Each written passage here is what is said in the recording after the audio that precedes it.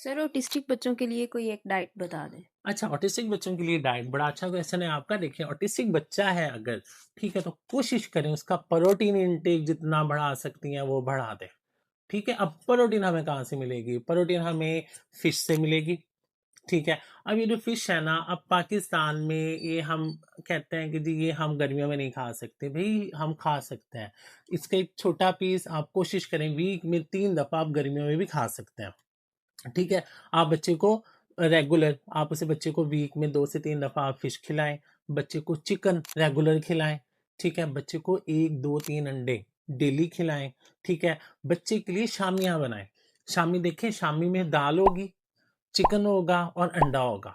ठीक है, अब देखें, चिकन भी प्रोटीन है, दाल भी प्रोटीन है और अंडा भी प्रोटीन है। इसी तरह बच्चे को ना आप मिक्स सब्जियां बच्चे को जरूर खिलाएं। सॉरी, मैं प्रोटीन से थोड़ा सा साइड पर आ गया हूँ। सेकंड जो मैं थोड़ा सा ऐड कर देता हूँ, कोशिश करें बच्चे को देसी घी का पराठा मिक्स सब्जियों वाला।